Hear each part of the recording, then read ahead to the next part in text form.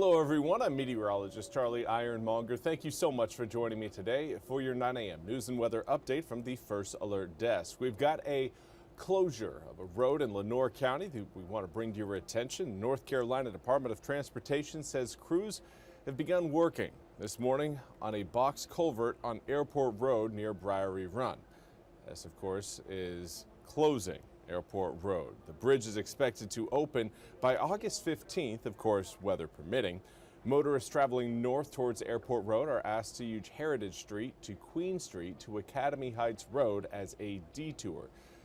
Those going south towards Airport Road can detour Academy Heights Road to Queen Street to Heritage Street. For more information on the project, you can follow a link on our website, WITN.com.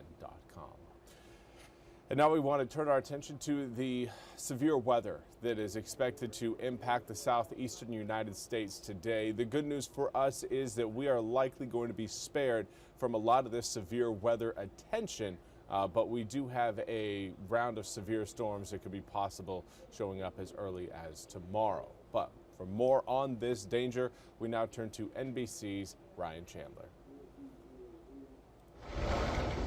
Overnight, intense lightning and torrential rain inundating the Lone Star State, where destructive wind gusts reached up to 100 miles per hour, hail blanketing roads in parts of the state, as this monstrous twister touched down near the Texas Panhandle.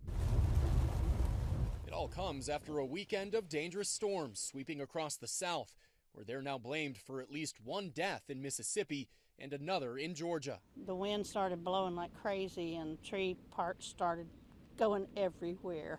The wild weather impacting millions nationwide. From New York City's 7th straight wet weekend to blinding rain in Alabama. Oh, mama. And this confirmed EF1 tornado in DeSoto, Missouri, south of St. Louis. Fire officials say 12 buildings were significantly damaged or destroyed, but thankfully there were no reported casualties. Across the Carolinas, downpours drenched parts of the region, and in Oklahoma, dangerous flooding stranded a big rig, and severe storms tore apart this historic building in McAllister. I think it just took, the wind just pushed it all. And in Tennessee, a sudden storm uprooted the Green family's massive oak tree, sending it crashing into their home directly above their 6-day-old son as his grandmother was rocking him to sleep. I jumped into that room and grabbed him, and then my dad and sister were right behind me and grabbed my mom. Incredibly, everyone walked away with just a few scratches. I mean, it seems like a miracle. Yeah. Absolutely. Today has been, for what could have been like the darkest day of our life, has been filled with joy. Very scary stuff there. Again, glad everyone is okay. Now, as far as our forecast goes here in the east, today is going to be a very sunny day. We will have a better opportunity for storms rolling into the east coming up for tomorrow. But here's what we've got out the door right now. Currently 79 degrees in Greenville, feels like 83 when you factor in a 79-degree dew point. Ugh, man, it is humid out there already. And I guess it's really going to be staying that way through the day. Now, west-southwesterly wind will again keep that humidity very much intact.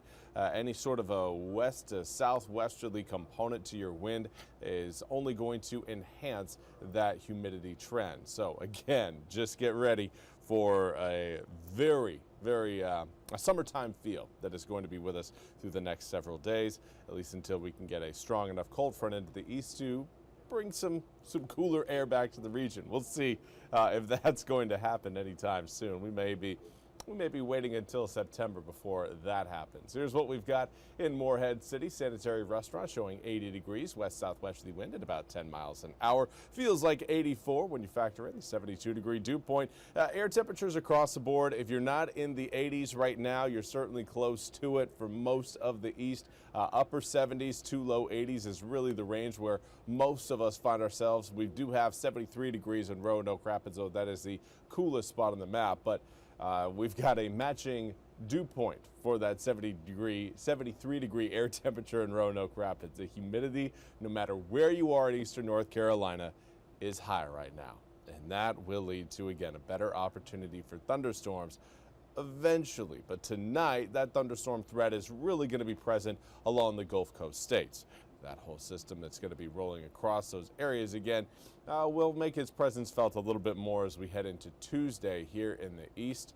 Right now, it does look like, again, that frontal boundary will be close by, again, indicating we could see some instability as more showers and storms roll in Tuesday evening to Tuesday night. But for now, again, we are missing out on the big severe weather threat that's going on later on this evening across the Gulf Coast. So great news for us in that regard, but we will have some storms on occasion here over the next few days. By the time we get to around 5 o'clock tonight, some of those storms will try to roll through eastern North Carolina early Tuesday morning.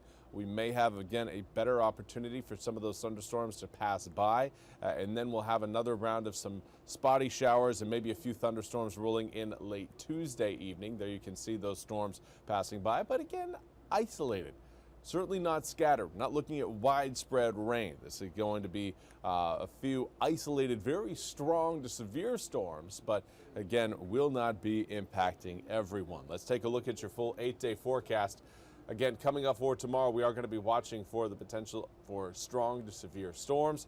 And then Wednesday, Thursday, and Friday, spotty showers and afternoon thunderstorms will be present due to the heat of the day and your elevated humidity levels, and that's a pattern that will carry over all the way through your Father's Day weekend, even extending into Monday of next week. However, by the time we get to Monday of next week, we will start to see lower air temperatures, at least a little bit of a cool down expected. Well, that's all we have time for today's 9 a.m. news and weather update from the First Alert Desk. I want to thank you all so much for joining me. We'll be back with more news and weather coming up at the top of the hour. Until then, I hope you all have a fantastic Monday. This hour of the WITN First Alert Desk is sponsored by ENC Pirate